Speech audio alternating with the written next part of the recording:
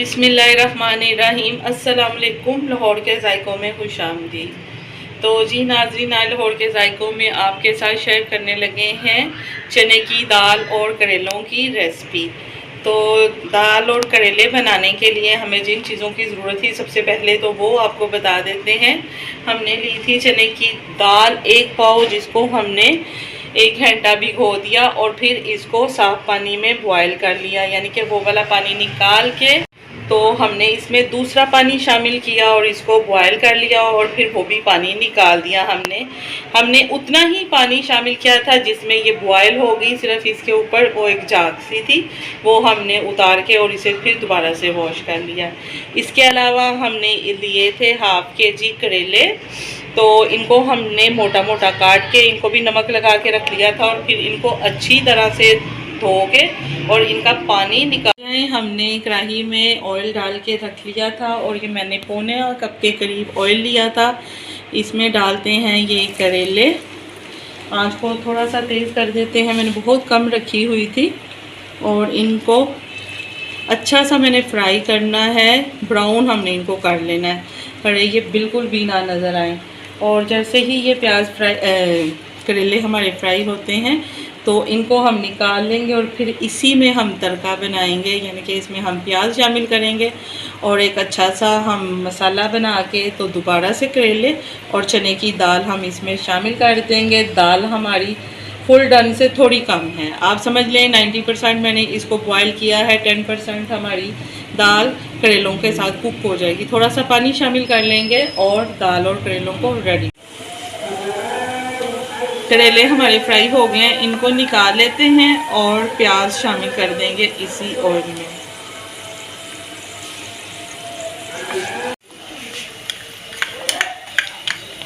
प्याज हो गया तो इसमें मैंने ये अदरक लहसुन भी शामिल कर दिया है, इसको भी थोड़ा सा मिक्स करती हूँ और इसमें सारे मसाले हमने अब शामिल कर देने हैं।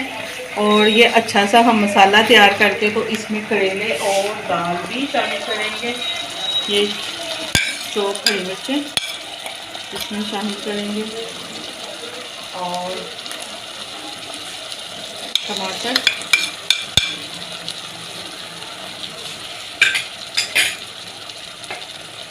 मिक्स करते हैं। थोड़ा सा मिक्स करने के बाद इसमें मैं ये स्पाइसेस भी शामिल करूँगी, गरम मसाला बस नहीं डालूँगी, बकाया स्पाइसेस डाल देंगे और मसाले को थोड़ा सा नरम करूँगी पानी डाल के। चलो ये हम अपने स्पाइसेस भी डाल देते हैं और इनको अच्छी तरह से मिक्स करने के बाद थोड़ा सा पानी शामिल करूँगी।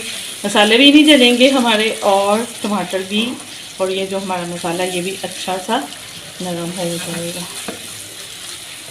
थोड़ा सा डालते हैं पानी, ये अदरक लहसुन वाली इस कटोरी में हम डाल देते हैं और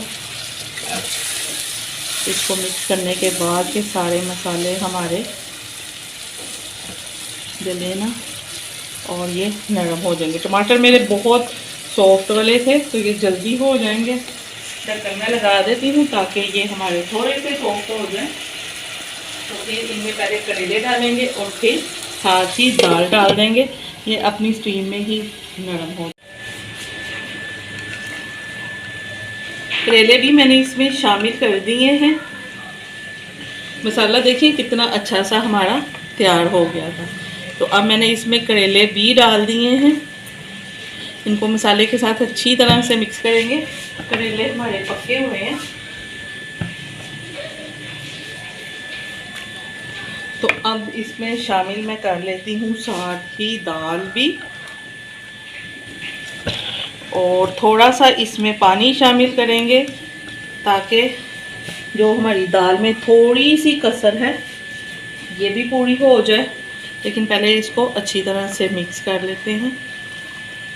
करेले भी हमारे फ्राई हैं, दाल भी 90% हमारी गल चुकी है। तो अब हमने बस इनको इतना ही पानी शामिल करना है जिसमें ये मसाले के साथ हमारी दाल और करेले अच्छी तरह से मिक्स हो जाएं।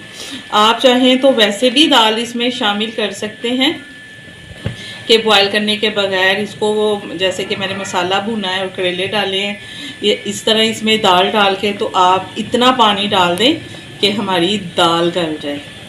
और फिर एंड पे हरा धनिया और हरी मिर्चें और इसमें लंबाई में कटी हुई अदरक वगैरह शामिल करें। थोड़ा सा पानी इसमें शामिल कर देते हैं और इसको हल्की आंच पे रख देते हैं। थोड़ा सा और पानी शामिल करती हूँ, जितना कि मैंने किया है इतना ही बस शामिल करती हूँ। थोड़ा सा इसमें मैं अदरक डालूँगी और ये मिर्चें भी इसमें शामिल कर देते हैं। दो इनको कर लेते हैं, मैंने साबुत ही रखी हुई थी, तो ये दो करके इनको शामिल कर देते हैं और मिक्स करके सिर्फ 2 घूंट मैं इसमें मज़ीद पानी शामिल करूँगी और फिर इनको रख दूँगी दम।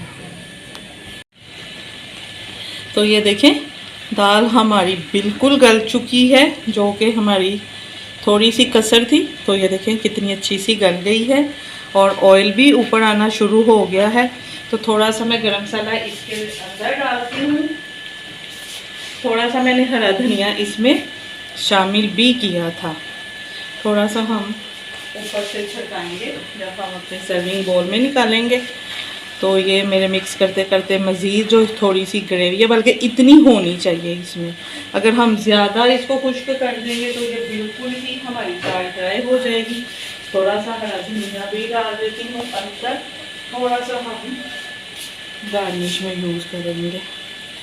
तो आँच को करते हैं बंद और करते हैं इसको डिश आउट और थोड़ी सी गार्निश करते हैं और आपको दिखाती हूँ सर्विंग बाउल में इसकी फाइनल लुक। तो ये थोड़ा सा जो हमारा गरम मसाला बचा था ये ऊपर से डाल देते हैं और ये थोड़ी सी अदरक भी, हरी मिर्चें तो हमने बीच में ही शामिल कर दी थी। तो वो थोड़ी सी कच्ची पक्की हों तो वो बहुत मज़े की लगती हैं। तो ज़रूर ट्राई कीजिएगा और फिर मुझे बताइएगा कि आपको मेरी आज की रेसिपी कैसी लगी। और अगर आपको मेरी रेसिपीज़ पसंद आ रही हैं तो मेरी वीडियो को लाइक करा करें और अपने दोस्तों और अपनी फैमिली के साथ शेयर करा करें। और जो मेरे नए देखने वाले हैं वो मेरे चैनल को सब्सक्राइब ज़रूर करें और वीडियो को फुल वॉच करा करें। आपकी राय का मुझे इंतज़ार रहता है। ज़रूर बताया करें कि आपको मेरी कौन सी चीज़ ज़्यादा अच्छी लगी और क्या मुझे बनाना चाहिए, ये भी मुझे ज़रूर बताया करें। और इसके साथ ही मैं आपसे इजाज़त चाहूँगी, मिलेंगे फिर किसी नई रेसिपी में इंशाल्लाह ताला। अल्लाह हाफ़िज़।